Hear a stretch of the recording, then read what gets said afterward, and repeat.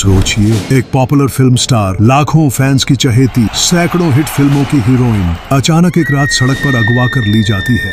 Car के अंदर घंटों तक कैद रहती है। उसके साथ अमानवीय अपराध होता है और पूरी फिल्म इंडस्ट्री हिल जाती है। लेकिन सबसे बड़ा सवाल उठता है, इस हमले के पीछे कौन था और क्या सच कभी सामने आ पाएगा?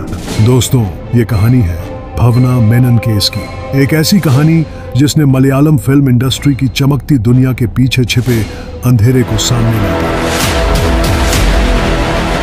भवना मेनन, जिनका असली नाम करुणा मेनन है, का जन्म 6 जून 1986 को केरल के त्रिशूर शहर में हुआ। बचपन से ही उन्हें फिल्मों और डांस का शौक था। उनके पिता गोपी मेनन और मां पुष्पा मेनन ने हमेशा उन्हें सपोर्ट किया। भवना ने महज 16 साल की उम्र में फिल्म इंडस्ट्री में कदम रखा और 2002 में मलयालम फिल्म नम्मल से डेब्यू किया। यह फिल्म सुपरहिट रही और इसके बाद उन्होंने कभी पीछे मुड़कर नहीं देखा। धीरे धीरे भवना तमिल, कन्नड़ और तेलुगु सिनेमा की भी पहचानी पसंदीदा अभिनेत्री बन गई।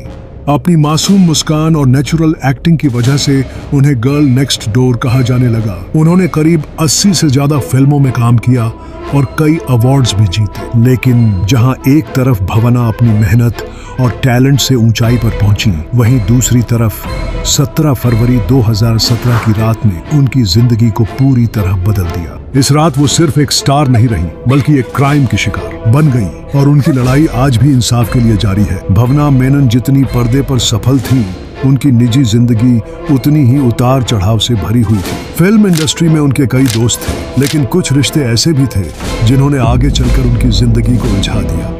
भवना का नाम पहले एक्टर जयासूर्या और फिर अनूप मेनन के साथ जोड़ा गया, लेकिन ये सिर्फ अफवाहें थीं। असलियत ये थी कि भवना का दिल पड़ा कन्नड़ फिल्म प्रोड्यूसर नवीन राजन पर थी। दोनों की मुलाकात शूटिंग के दौरान हुई थी और धीरे धीरे दोस्ती प्यार में बदल गई। 2018 में दोनों ने शादी भी कर ली, लेकिन ये रिश्ता तब तक आसान नहीं था, क्योंकि भवना की जिंदगी में एक और बड़ा तूफान पहले ही दस्तक दे चुका था। दरअसल मलयालम फिल्म इंडस्ट्री में भवना का रिश्ता कभी सुपरस्टार दिलीप और उनकी पत्नी मंजू वारियर से बहुत अच्छा था। भवना मंजू की करीबी दोस्त मानी जाती थी, लेकिन जब मंजू और दिलीप का तलाक हुआ तो इंडस्ट्री में ये अफवाहें फैल गईं कि भवना ने मंजू का साथ दिया और इस वजह से दिलीप उनसे नाराज हो गए। कहा जाता है कि यही नाराजगी आगे चलकर एक खतरनाक दुश्मनी में बदल गई और यहीं से वो बैकग्राउंड तैयार हुआ जिसने 2017 की उस काली रात की नींव रखी। 7 फरवरी 2017 की वो रात केरल के कोच्चि शहर की सड़कें हमेशा की तरह भीड़ भाड़ से भरी। भवना मेनन एक शूटिंग से लौट रही थी और अपनी कार में बैठकर घर की तरफ जा रही थी। ड्राइवर गाड़ी चला रहा था और भवना पिछली सीट पर बैठी थी। रात करीब 10 बजे एक जगह अचानक उनकी कार को कुछ लोगों ने रोक ली। कार में घुसते ही 4-5 नकाबपोश लोगों ने भवना को काबू कर लिया। उनका मुंह दबा दिया गया, मोबाइल छीन लिया गया और गाड़ी पर कब्जा कर लिया गया। उसके बाद 3 घंटे तक भवना को कार में बंधक बनाकर रखा गया। ड्राइविंग सीट पर आरोपी पल्सर सुनी और उसके साथी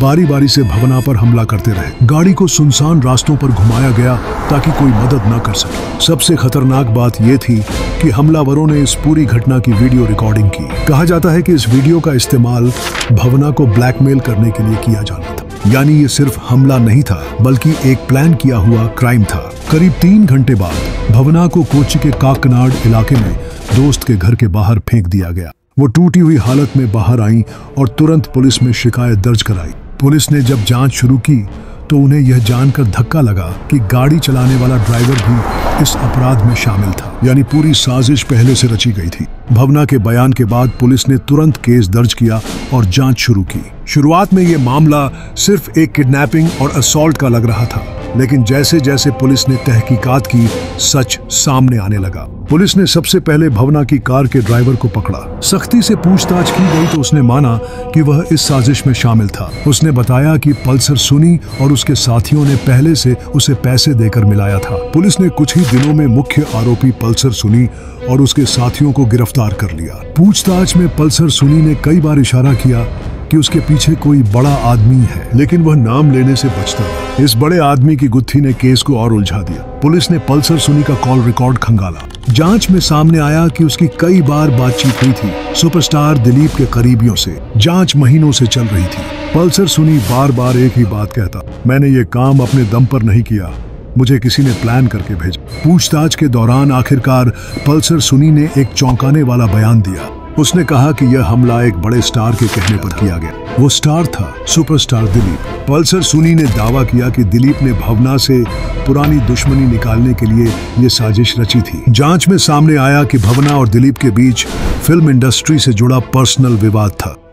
17 फरवरी 2017 की रात भावना जिस डर और अपमान से गुजरी, उसकी खबर जैसे ही उनके परिवार तक पहुंची, सबकी जिंदगी बदल गई। भावना की मां को यह यकीन ही नहीं हुआ कि उनकी बेटी के साथ इतना बड़ा हादसा हो सकता है। पिता गहरे सदमे में चले गए। उन्होंने कहा था, हमारी बेटी ने कभी किसी का बुरा नहीं किया, फिर उसके साथ ये क्यों?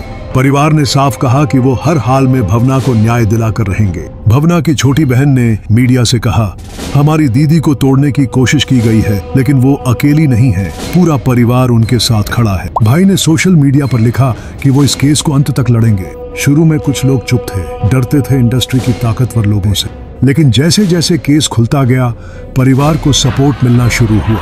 कई आम लोग सड़कों पर उतरे और जस्टिस फॉर भावना ट्रेंड करने लगा। घटना के बाद भी भावना ने हिम्मत नहीं हारी। 2018 में उन्होंने अपने बॉयफ्रेंड नवीन राजन से शादी की, लेकिन उस शादी में भी यह केस एक साया बनकर मौजूद रहा। भावना ने कहा था, जब तक इंसाफ नहीं मिलेगा, यह दर्द कम नहीं होगा। 2017 में जो घटना हुई, उसके बाद से यह केस लगातार कोर्ट में चलता रहा। हर बार नए गवाह, नए सबूत और नए ट्विस्ट सामने आते रहे। 2017 में ही भावना ने बयान दिया कि इस षड्यंत्र के पीछे मलयालम सुपरस्टार दिलीप का हाथ। पुलिस ने सुपरस्टार दिलीप को गिरफ्तार तो कर लिया था, लेकिन बाद में जमानत पर रिहा कर दिया गया।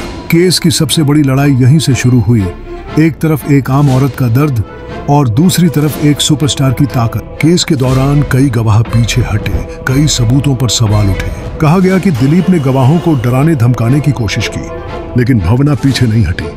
उन्होंने खुलेआम कहा, मैं डरी नहीं हूँ, मैं इंसाफ के लिए आखिरी सांस तक लड़ूंगी। 2022 में केरल हाई कोर्ट ने साफ कहा कि इस केस में गवाहों और सबूतों की सुरक्षा बेहद जरूरी है। भावना ने अब खुलकर सामने आकर अपनी लड़ाई को एक वुमेन एम्पावरमेंट मूवमेंट बना दिया है।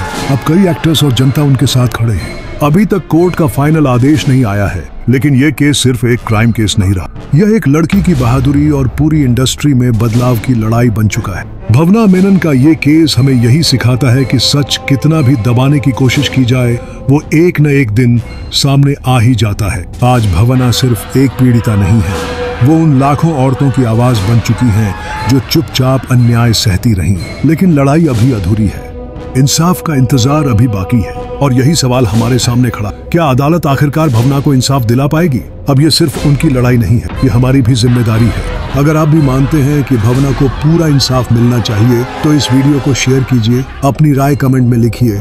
जस्टिस फॉर भावना के साथ उनकी आवाज को और मजबूत कीजिए। याद रखिए, अपराधी कितना भी ताकतवर क्यों न हो, सच की जीत तय है। जय हिंद, जय भारत। मिलते हैं अगली स्टोरी में।